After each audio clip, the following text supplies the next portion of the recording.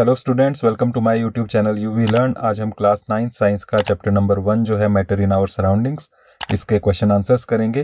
आप जानते हैं चैप्टर में बीच में भी क्वेश्चंस हैं और एंड में जो एक्सरसाइज है वहाँ पर भी क्वेश्चन है। तो इस वीडियो में हम सभी क्वेश्चंस को कवर करने वाले हैं और जैसा कि आप जानते हैं हर बार की तरह ये क्वेश्चंस रहने वाले हैं बिल्कुल शॉर्ट एंड ईजी। तो चलिए शुरू करते हैं क्वेश्चंस। तो शुरुआत करते हैं पेज नंबर 3 से। यहाँ फर्स्ट क्वेश्चन है, which of the following are matter? Chair, air, love, smell, hate, almonds, thought, cold, lemon water, smell of perfume. तो इनमें से बताना है आपको क्या क्या मैटर है। तो मैटर होते हैं चीजें, ऑब्जेक्ट्स, जिसके अंदर कुछ मटेरियल हो, जो जगह घेरता है, जिसका कोई वेट होता है, जो स्पेस ऑक्यूपाई करता है, जिसका मास होता है, उसे हम मैटर कहते हैं। यहाँ कौन कौन से मैटर हैं वो आपको बताना है। तो आंसर आप देंगे chair, air, almonds, lemon water, smell of perfume are matter. तो ये सब मैटर हैं। इसके अलावा जो हमारे पास बचते हैं, love, smell, hate, thought, cold, ये सभी मैटर नहीं है। क्यों मैटर नहीं है? क्योंकि ये कोई स्पेस ऑक्यूपाई नहीं करते हैं, इनका कोई वेट नहीं होता है, ये मटेरियल से बने नहीं होते हैं। नेक्स्ट क्वेश्चन है, give reasons for the following observation. यहाँ पर एक ऑब्जर्वेशन है, उसके लिए रीजंस बताने हैं आपको। क्या कहा गया है? The smell of hot sizzling food reaches you several metres away, but to get the smell from cold food you have to go close. तो गर्मा गर्म खाना जो होता है उसकी स्मेल तो आपको दूर से आ जाती है, लेकिन आपको ठंडे खाने की स्मेल के लिए काफ़ी पास आना पड़ता है। ऐसा क्यों है, उसका रीज़न देना है। तो आंसर आप देंगे because hot food gives smell faster due to faster movement of particles and faster diffusion. तो गर्मा गर्म खाना जो होता है उसमें से जो स्मेल के पार्टिकल्स निकल रहे होते हैं, उसमें से जो वेपर्स निकल रही होती हैं वो फास्ट मूव करती हैं। जब पार्टिकल्स को हीट दी जाती है तो उनकी स्पीड बढ़ जाती है। स्पीड बढ़ने की वजह से वो एयर में ज़्यादा दूर तक ट्रेवल करती है स्मेल। तो इस वजह से उसका डिफ्यूज़न फास्टर होता है। डिफ्यूज़न का मतलब है हवा में मिक्स होना। तो हवा में स्मेल के पार्टिकल्स जो हैं, जो उसकी वेपर्स हैं खाने की, वो तेज़ी से मूव करती हैं और दूर तक पहुंच जाती हैं। ठंडे खाने में ऐसा नहीं होता, इस वजह से उसकी स्मेल दूर तक नहीं आती। नेक्स्ट क्वेश्चन है, a diver is able to cut through water in a swimming pool, which property of matter does this observation show? तो स्विमिंग पूल में जब डाइवर डाइव करता है तो वो पानी के अंदर पानी को काटते हुए चला जाता है। इसमें मैटर की कौन सी प्रॉपर्टी शो हो रही है वो आपको बताना है। आंसर आप देंगे it shows that there is space between particles of matter. तो यहाँ से हमें पता चल रहा है कि वाटर के पार्टिकल्स जो हैं, जिनसे वाटर बना है, उनके बीच में काफी सारा खाली स्पेस होता है और इसी वजह से डाइवर उसको काट पा रहा है। इसके बाद इस पेज का लास्ट क्वेश्चन है, what are the characteristics of particles of matter? Matter के जो पार्टिकल्स होते हैं उनकी कैरेक्टरिस्टिक्स क्या हैं, उनकी प्रॉपर्टीज क्या है, उनमें क्या खास बात होती है वो आपको बताना है। तो आंसर में आप इनकी प्रॉपर्टीज देंगे। First, particles have space between them, जो हमने पिछले क्वेश्चन में बात की कि पार्टिकल्स के बीच में स्पेस होता है, मैटर के पार्टिकल्स के बीच में खाली जगह होती है। Second, they are always moving, particles जो होते हैं मैटर के अंदर वो हमेशा मूव करते रहते हैं। मैटर की अलग अलग स्टेट्स में मूवमेंट अलग अलग होती है। जैसे सॉलिड होते हैं उनमें मूवमेंट बहुत कम होती है, लिक्विड में थोड़ी ज़्यादा होती है और गैसेस में मूवमेंट सबसे ज़्यादा होती है, लेकिन हमेशा पार्टिकल्स मूव करते रहते हैं। Third, they attract each other, इनमें अट्रैक्शन भी होती है। ये अट्रैक्शन सॉलिड्स में सबसे ज़्यादा होती है, लिक्विड्स में उससे कम और गैसेस में सबसे कम। इसके बाद पेज नंबर 6, यहाँ पर फर्स्ट क्वेश्चन है, the mass per unit volume of a substance is called density. Density is equal to mass upon volume. तो मास पर यूनिट वॉल्यूम को हम कहते हैं डेंसिटी। यानी कि अगर वॉल्यूम एक बराबर रखें तो मास जिसका ज़्यादा होगा उसकी डेंसिटी ज़्यादा होगी और जिसका मास कम होगा उसकी डेंसिटी कम होगी। डेंसिटी का मतलब है पार्टिकल्स कितना एक दूसरे के नज़दीक हैं। जितना ज़्यादा नज़दीक होंगे पार्टिकल्स उतनी ज़्यादा डेंसिटी होगी। Arrange the following in order of increasing density, air, exhaust from chimneys, Honey, water, chalk, cotton and iron. तो यहाँ पर आपको कुछ अलग अलग मैटर दिए हुए हैं, उनको आपको इंक्रीजिंग ऑर्डर ऑफ डेंसिटी में लगाना है। डेंसिटी बढ़ते हुए रखनी है, यानी कि सबसे कम डेंसिटी वाला सबसे पहले और सबसे ज़्यादा डेंसिटी वाला सबसे लास्ट में लिखना है। इनकी डेंसिटी चेक करने का सबसे अच्छा तरीका है कि हम अगर क्वांटिटी एक बराबर रखें तो किसका मास सबसे ज़्यादा होगा, कौन सी चीज़ सबसे ज़्यादा भारी लगेगी। तो मैं सबकी बराबर क्वांटिटी अगर लूँ तो सबसे हल्की कौन सी है और सबसे ज़्यादा भारी कौन सी है। जो सबसे हल्की होगी उसकी डेंसिटी सबसे कम होगी। तो वही आपको यहाँ लिखना है। जो सबसे कम डेंसिटी वाला मैटर यहाँ पर है वो है एयर, उसके बाद एग्जॉस्ट फ्रॉम चिमनीज, उसके बाद कॉटन, फिर वाटर, हनी, चॉक और लास्ट में आयरन। तो सबकी अगर बराबर क्वांटिटी लें तो सबसे भारी होगा इसमें आयरन और सबसे हल्का होगा एयर। इसके बाद सेकंड क्वेश्चन का ये पार्ट है, tablet the differences in the characteristics of states of matter. तो स्टेट्स ऑफ मैटर जो होती हैं अलग अलग, सॉलिड, लिक्विड, गैस, उनकी कैरेक्टरिस्टिक्स यानी कि उनकी प्रॉपर्टीज, उनमें जो खास बातें होती हैं उनमें क्या क्या डिफरेंस है उसका टेबल बनाना है। तो आंसर में आप इस तरह से टेबल बना सकते हैं। इसमें फर्स्ट आप प्रॉपर्टी देंगे, उसके बाद नेक्स्ट कॉलम में सॉलिड, लिक्विड, गैस लिखेंगे। फर्स्ट प्रॉपर्टी क्या है? शेप। तो शेप जो होती है सॉलिड की वो फिक्स्ड है, लिक्विड की फिक्स नहीं है, गैसेस की भी फिक्स्ड नहीं है, आप जानते हैं। दूसरा वॉल्यूम। वॉल्यूम का मतलब है साइज उसका। तो साइज जो है सॉलिड का फिक्स्ड है, लिक्विड में फिक्स्ड है, लेकिन गैसेस में फिक्स नहीं है। गैसेस को जितने स्पेस मिले उतने में वो फैल जाते हैं। Next flow. आप जानते हैं सॉलिड फ्लो नहीं करते, लिक्विड फ्लो करते हैं और गैसेस फ्लो करते हैं। तो इस तरह से आप दे सकते हैं। और नेक्स्ट प्रॉपर्टी कंप्रेसिबिलिटी, किसको कंप्रेस किया जा सकता है, दबाया जा सकता है। तो सॉलिड को कंप्रेस नहीं किया जा सकता, लिक्विड को बहुत थोड़ा सा, वेरी लिटिल, और गैसेस को हाई। तो हाईली कंप्रेसिबल होती हैं गैसेस, बहुत ज़्यादा कंप्रेस किया जा सकता है। नेक्स्ट पार्ट है कमेंट अपॉन द फॉलोइंग। यहाँ पर कुछ प्रॉपर्टीज़ दिए हैं, इनके बारे में कमेंट करना है। Rigidity, compressibility, fluidity, filling a gas container, shape, kinetic energy and density. तो first rigidity, solids are rigid. तो रिजिड का मतलब है कठोर, जिनकी शेप चेंज नहीं की जा सकती। तो सॉलिड्स जो हैं ये रिजिड होते हैं। सेकंड कंप्रेसिबिलिटी, तो इसमें आप दे सकते हैं gases are the most compressible. Gases सबसे ज़्यादा कंप्रेस की जा सकती हैं, जैसा हमने पहले भी देखा। Third fluidity, liquids and gases can flow. Fluidity का मतलब है कि इसमें फ्लो करने की कैपेसिटी है। तो लिक्विड्स और गैसेस दोनों फ्लो कर सकते हैं। Next filling a gas container, gases fill the full container. तो गैसेस पूरे कंटेनर में फैल जाती हैं, पूरा उसको भर देती हैं। Next shape, solids have fix shape, liquids and gases do not. तो सॉलिड्स की शेप फिक्स्ड है, लिक्विड्स और गैसेस की शेप फिक्स नहीं है। Next kinetic energy, maximum in gases, least in solids. Kinetic energy का मतलब है पार्टिकल्स कितना मूव करते हैं, जितना ज़्यादा मूव करते हैं उतनी उसके अंदर काइनेटिक एनर्जी होती है। तो मैक्सिमम होती है गैसेस में, क्योंकि गैसेस के पार्टिकल्स सबसे ज़्यादा मूव करते हैं।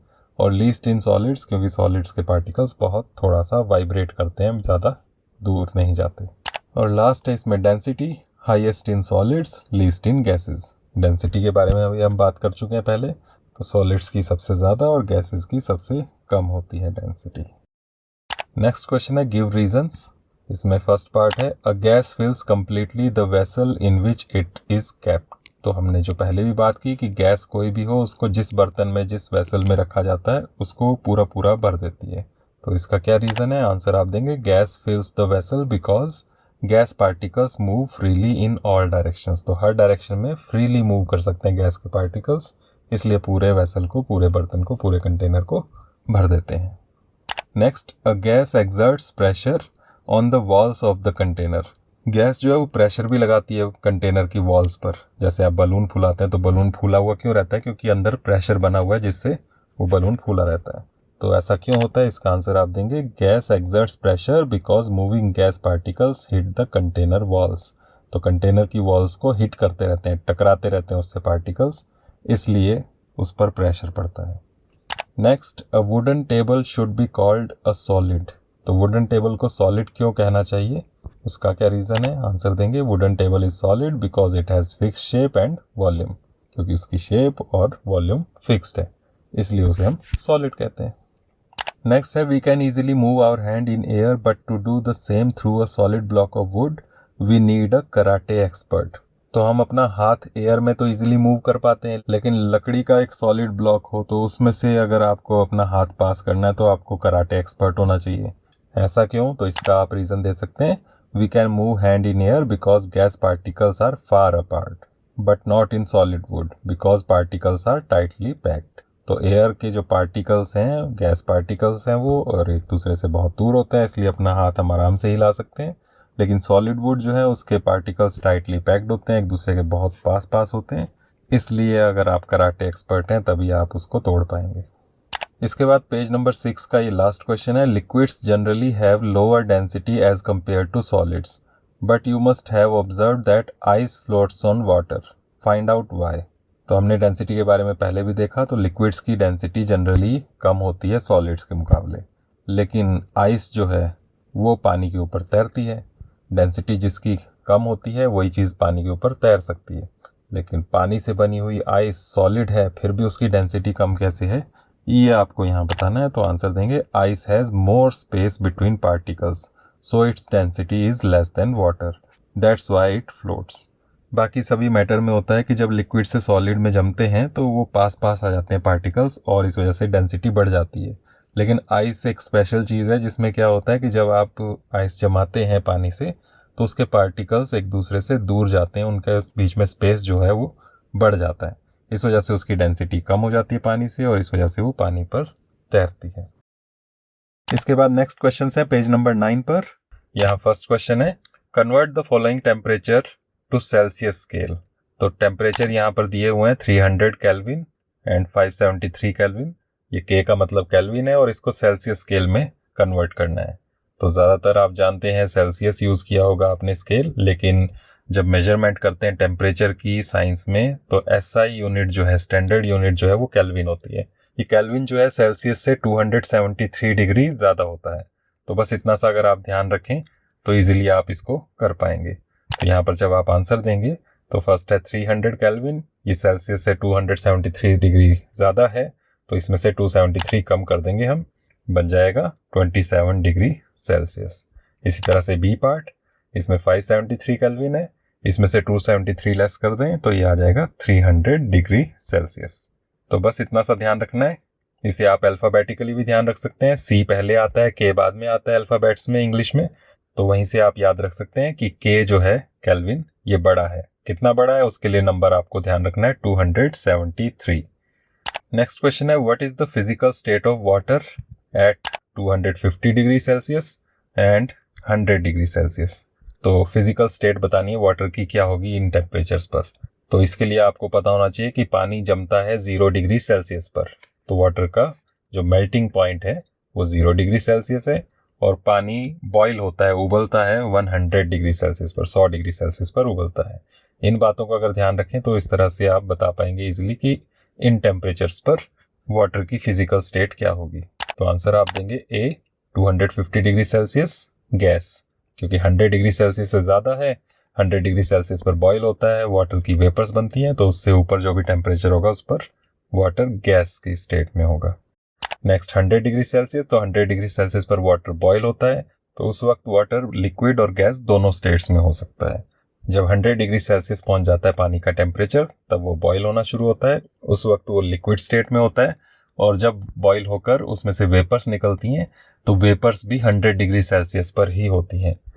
वेपर्स निकलने के लिए एक्स्ट्रा हीट देनी पड़ती है, वो हीट से उसका टेम्परेचर नहीं बढ़ता है, उससे बस पार्टिकल्स के बीच की जो बॉन्डिंग होती है, जो उनके बीच की फोर्स है, उसको तोड़ने में वो एनर्जी, वो हीट काम आती है, इसलिए टेम्परेचर 100 डिग्री सेल्सियस ही रहता है।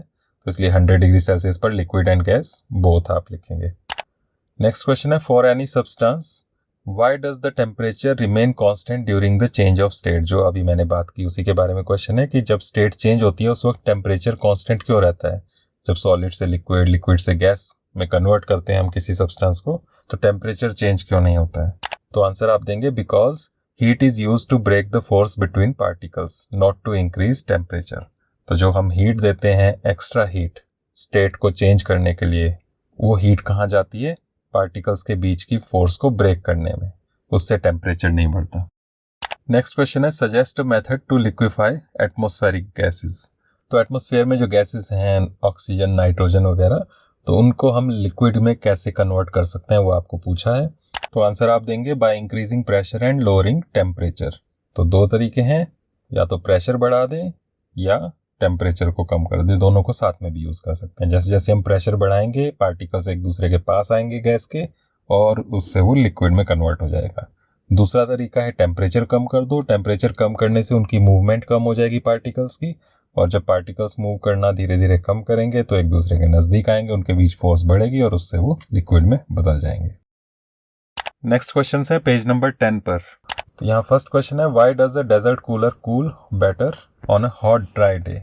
तो कूलर जो होता है वो हॉट ड्राई डे में, यानी कि गर्म सूखा दिन जो होता है उसमें ज़्यादा ठंडा कैसे कर पाता है। तो आंसर आप देंगे because hot and dry air increases the rate of evaporation which causes more cooling. तो हवा क्योंकि गर्म है और सूखी है तो उसमें इवेपोरेशन ज़्यादा होती है, जो आपके बॉडी में पसीना है वो भाप बनकर इजीली उड़ता है। कूलर से जो पानी निकलता है वो भी इजीली इवेपोरेट हो जाता है, क्योंकि हवा गर्म है, हवा सूखी है तो ज़्यादा पानी को एब्जॉर्ब कर पाती है, और जब इवेपोरेशन होती है तो अपने साथ हीट को भी ले जाती है, इसलिए कूलिंग इफेक्ट ज़्यादा महसूस होता है। नेक्स्ट है, how does the water kept in an earthen pot, मटका, बिकम कूल ड्यूरिंग समर। गर्मियों में मटके में जो पानी रखा जाता है वो ठंडा क्यों हो जाता है? तो इसका भी रीज़न इवेपोरेशन ही है। आंसर आप देंगे, water evaporates from the pores of matka taking heat and making water cool.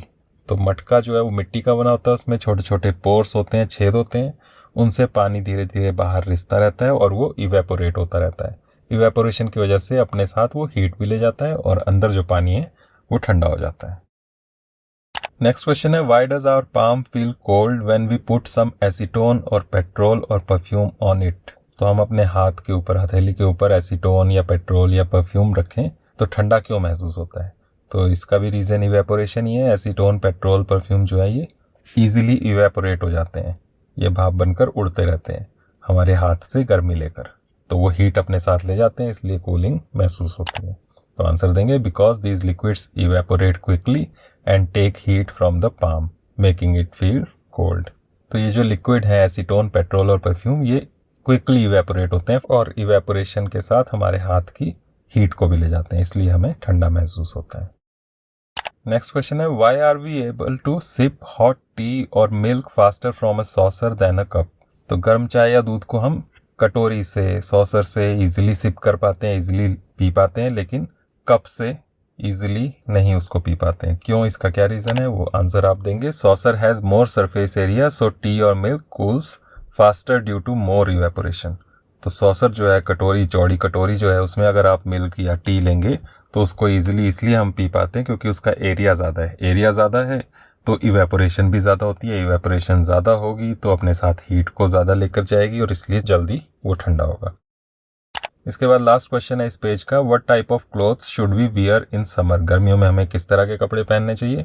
तो आंसर है cotton clothes, because they absorb sweat and help in easy evaporation which cools the body. तो cotton clothes पहनने चाहिए क्योंकि ये sweat को easily absorb कर लेते हैं और उससे इवेपोरेशन भी इजी हो जाता है, और क्योंकि इवेपोरेशन होता है तो उससे हमारी बॉडी भी ठंडी हो जाती है। इसके बाद चैप्टर के एंड में है एक्सरसाइज, पेज नंबर 12 पे। फर्स्ट क्वेश्चन है, convert the following temperatures to Celsius scale. तो यहाँ टेम्परेचर दिए हुए हैं, उनको सेल्सियस स्केल में कन्वर्ट करना है। 293 केल्विन, 470 केल्विन। तो हमने पहले भी बात की थी पिछली वीडियो में कि केल्विन जो है बड़ा होता है सेल्सियस से, और कितना ज़्यादा होता है, 273 डिग्री। तो इसलिए हमें इनको सेल्सियस में जब कन्वर्ट करना है तो इसमें से 273 डिग्री लेस कर देंगे। तो आंसर में आप देंगे ए पार्ट में 293 minus 273 which is equal to 20 degree Celsius. इसी तरह से 470 केल्विन को भी करना है, 470 माइनस 273 बनेगा 197 डिग्री सेल्सियस। नेक्स्ट क्वेश्चन है, convert the following temperatures to Kelvin scale. अब केल्विन में कन्वर्ट करना है सेल्सियस से, 25 डिग्री सेल्सियस, 373 डिग्री सेल्सियस। तो सेल्सियस छोटा है, केल्विन बड़ा बनाना है, तो इस बार हम ऐड करेंगे कितना, वही 273। तो आंसर बनेगा फर्स्ट का 25 plus 273 which is equal to 298 Kelvin, and B part 373 degree Celsius plus 273 and that is equal to 646 Kelvin. इसके बाद नेक्स्ट क्वेश्चन है, give reason for the following observations. तो इन ऑब्जर्वेशंस के लिए आपको रीजन देना है। फर्स्ट है, naphthalene balls disappear with time without leaving any solid. Naphthalene balls, जिसे हम फिनाइल की गोलियां भी कहते हैं, आप बक्से में, बेड बॉक्स में जब कपड़े रखते हैं, अलमीरा में कपड़े रखते हैं, तो उसके अंदर वो फिनाइल की गोलियां डालते हैं, वाइट वाइट सी होती हैं। तो वो बड़ी होती हैं साइज में, लेकिन धीरे धीरे वो छोटी होती जाती हैं। काफ़ी टाइम बाद अगर आप देखें तो वो धीरे धीरे छोटी होती जाती हैं और गायब हो जाती हैं बिना कोई सॉलिड छोड़े। तो इसका क्या रीज़न है? आंसर आप देंगे, naphthalene balls disappear because they change directly from solid to gas which is called sublimation. तो नेप्थलीन बॉल्स जो हैं ये डिसअपियर इस वजह से हो जाती हैं क्योंकि वो डायरेक्ट सॉलिड से गैस में कन्वर्ट होती हैं। वो उससे लिक्विड नहीं बनता, कोई सॉलिड नहीं बचता, डायरेक्ट गैस में कन्वर्ट हो जाती हैं, और इस प्रोसेस को सब्लिमेशन भी कहते हैं। नेक्स्ट पार्ट है, we can get the smell of perfume sitting several metres away. तो परफ्यूम की स्मेल दूर तक कैसे आती है आपको ये पूछा है, तो आंसर आप देंगे we get perfume smell from far because gas particles diffuse in air. तो गैस के जो पार्टिकल्स हैं वो हवा में डिफ्यूज करते हैं, मिक्स हो जाते हैं और दूर तक पहुंच जाते हैं। नेक्स्ट क्वेश्चन है arrange the following substances in increasing order of forces of attraction between the particles. Water, sugar, oxygen, इनको पार्टिकल्स की फोर्स ऑफ अट्रैक्शन के अकॉर्डिंग इंक्रीजिंग ऑर्डर में लगाना है। तो इनके अंदर जो पार्टिकल्स होते हैं उनमें कितनी फोर्स होती है, सबसे कम फोर्स वाला सबसे पहले लिखना है, उसके बाद उससे ज़्यादा और सबसे ज़्यादा लास्ट में। तो पार्टिकल्स के बीच की फोर्स के अकॉर्डिंग ही मैटर की स्टेट्स बनती हैं। अगर फोर्स बहुत कम है तो गैस बनेगी, फोर्स थोड़ी ज़्यादा है तो लिक्विड और सबसे ज़्यादा है तो सॉलिड। वही आपको यहाँ बताना है। तो आंसर में आप देंगे सबसे पहले ऑक्सीजन जिसमें फोर्स सबसे कम होती है, उसके बाद वाटर क्योंकि ये लिक्विड है, और उसके बाद शुगर सॉलिड, इसमें सबसे ज़्यादा फोर्स ऑफ अट्रैक्शन होती है। नेक्स्ट क्वेश्चन है what is the physical state of water at 25 degree Celsius, 0 degree Celsius, 100 degree Celsius. तो ये बुक के बीच में जो क्वेश्चंस थे वहां भी आया था, उसी तरह से आप आंसर देंगे। फर्स्ट 25 डिग्री सेल्सियस लिक्विड, क्योंकि वाटर जो है 0 डिग्री सेल्सियस पर जमता है और 100 डिग्री सेल्सियस पर बॉयल होता है, तो उसके बीच के टेम्परेचर में ये लिक्विड स्टेट में रहेगा। बी 0 डिग्री सेल्सियस, उस वक्त ये जमता है तो इसलिए सॉलिड और लिक्विड दोनों हो सकता है। सी 100 डिग्री सेल्सियस, इस पर भी हमने पहले बात की थी, तो लिक्विड और गैस दोनों हो सकता है, ये बॉइलिंग पॉइंट है वाटर का। इसके बाद नेक्स्ट क्वेश्चन है गिव 2 रीजंस टू जस्टिफाई। यहाँ पर आपको स्टेटमेंट दी हुई है, उनके जस्टिफिकेशन में 2 रीजंस आपको देने हैं। फर्स्ट है water at room temperature is liquid. Room temperature पर, नॉर्मल जो आपके रूम का टेम्परेचर होता है उसमें वाटर लिक्विड स्टेट में क्यों होता है, तो 2 रीजन देने हैं। आंसर आप दे सकते हैं water at room temperature is a liquid because it flows and has no fixed shape. तो 2 रीजन हो गए, ये फ्लो करता है और इसकी कोई फिक्स शेप नहीं है, इस वजह से ये लिक्विड स्टेट में है। इसके अलावा आप टेम्परेचर की बात कर सकते हैं। रूम टेम्परेचर 25 डिग्री सेल्सियस के आसपास माना जाता है, और हम जानते हैं कि वाटर का फ्रीजिंग पॉइंट जो है, मेल्टिंग पॉइंट जो है वो है 0 डिग्री सेल्सियस और बॉइलिंग पॉइंट है 100 डिग्री सेल्सियस। तो बीच में कोई भी टेम्परेचर होगा तो उसमें लिक्विड में ही ये एग्जिस्ट करेगा। क्योंकि यहाँ 2 रीजंस की बात की है तो उसमें हमें इसकी स्टेट की जो प्रॉपर्टीज होती हैं फिजिकल स्टेट की, वो हमें यहाँ पर मेंशन करनी पड़ेंगी।